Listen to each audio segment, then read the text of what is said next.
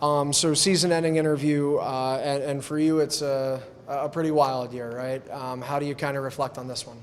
Well, it's had some bad luck go my way, and maybe it's not luck because sometimes things happen for a reason, and it builds a character you are. So this year sat out for probably about 14, 16 games, and you kind of have that time to digest and recover, and it's a climb, and then it's downhill, and it's all over the place, and the support that people will give me. So it's in my eyes, it's building who I can be and overcome these things, and a lot of credit to Riley Hutchcraft. He played majority of the season, and I feel like the last two games that I played, I've been overcredited, and people have kind of given me a pat on the back, and yeah, that's appreciated through the support of people and thinking that. But big credit to Riley Hutchcraft for playing the whole season.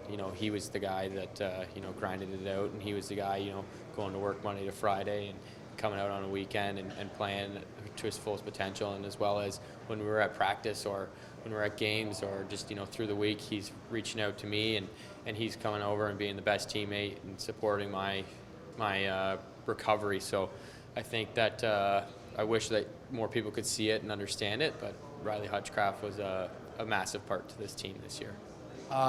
I want to briefly ask about your recovery, only for the fact that fans didn't see you on the floor those 14 or 16 games, but you got a chance to be around the room a decent amount while you were out. How much did that help, just to have that camaraderie still exist? It's huge. I think I've said it before, and I'll say it again for sure. I think I was born to play this game. I think that when my whole life has evolved around this game. Everything I've ever sacrificed in life is this game, and I love it, and I want to hold on to it for my whole life.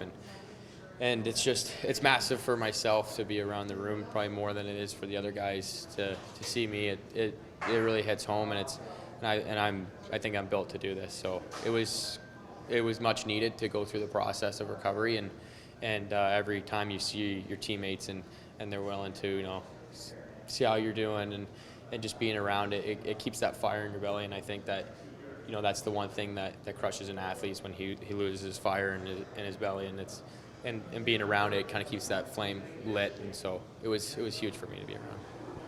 A few weeks ago, there was a home game where you came off the bench, and it was brief that you were in the game, but I don't know if you noticed it, acknowledged it. There was a thunderous ovation for you in Blue Cross Arena. Did you hear it? Did you hear about it either firsthand or from teammates? What do you make of the fans' reaction?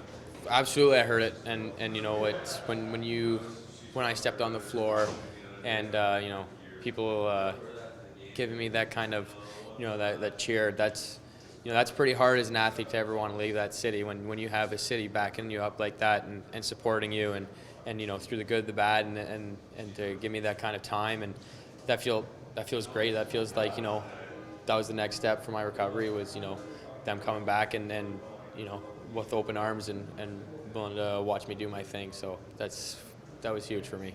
Do you end this season with confidence? I mean, your last couple of appearances, I know you said you feel over-credited, but I mean, you looked great in goal. I appreciate that, but yeah, I think whether we won or lost tonight, you have to be confident. I think to any goaltender out there, young or old, they know that this position is built on confidence, and that's the only way that you're ever going to succeed is to be confident in yourself, confident in your abilities, even when things aren't going your way.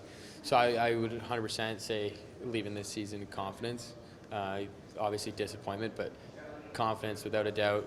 It's never crossed my mind to be not confident in my abilities, because that's just a good way on the ticket out.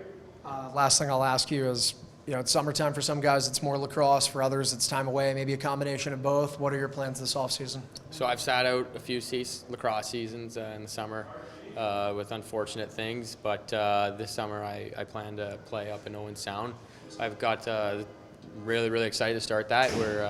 We got coaches DJ Cleveley and Adam Jones and Greggy Harnett, I believe, is going up there. So that drive to go up there and it's a lot of excitement, and I look forward to it and to play with those guys, coaching, and it's kind of it's out of the light ways, right? So like, there's not many people maybe watching you, and you get to perfect those little things that you want to work on, and at the same time, I'm gonna probably work on my recovery of myself.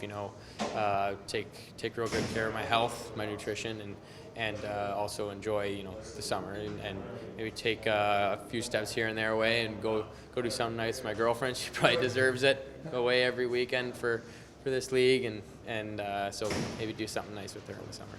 Awesome. Oh, good. Cool. Yep.